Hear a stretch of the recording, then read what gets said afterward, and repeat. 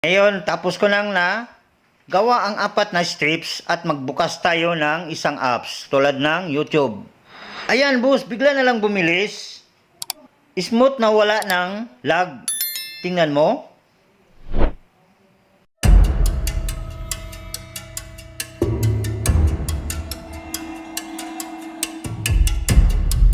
Hello everyone! Welcome back to my channel, Dr. Vlogs.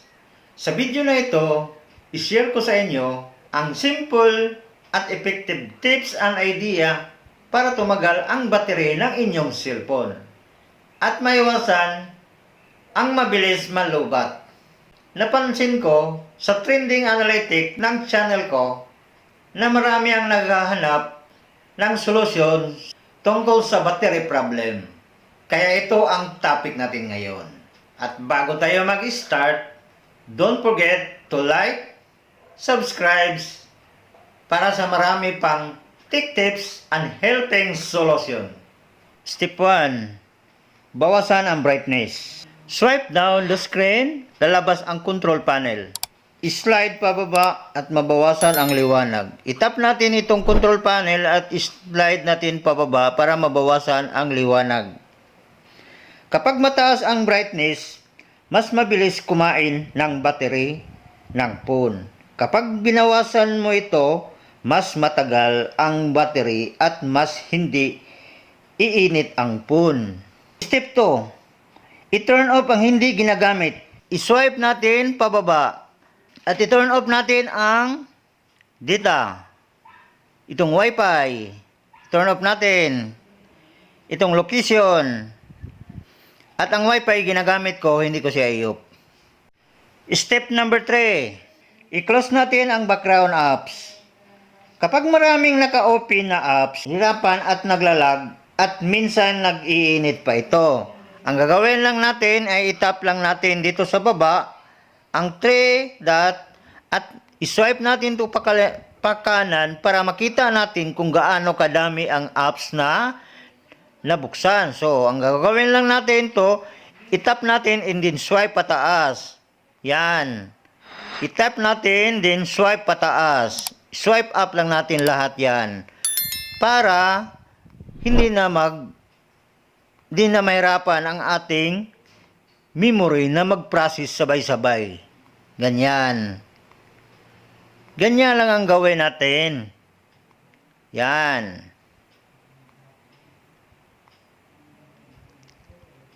Let's proceed to step number 4.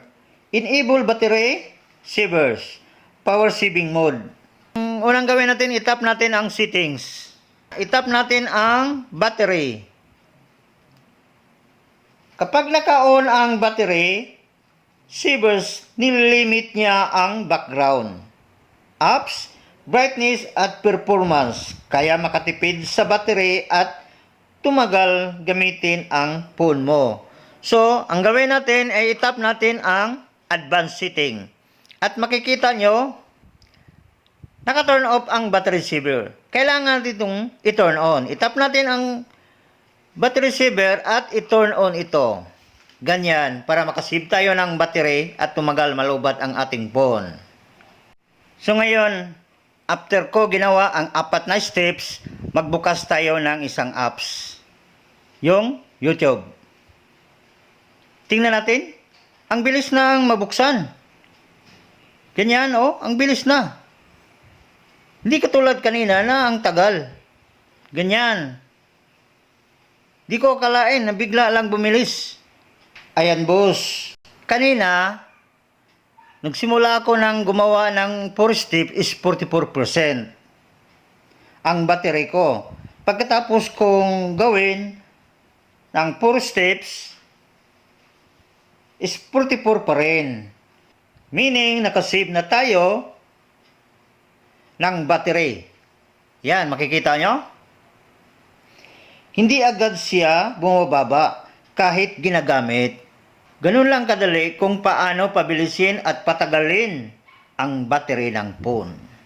Kung may natutunan ka at nakatulong sa iyo para tumagal maglubat ang battery ng inyong cellphone, ay huwag kalimutang mag-like, subscribe, sa Dagjar Vlogs.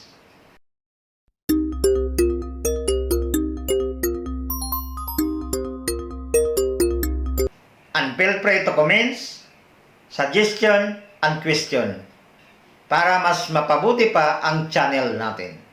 Thank you for watching and God bless.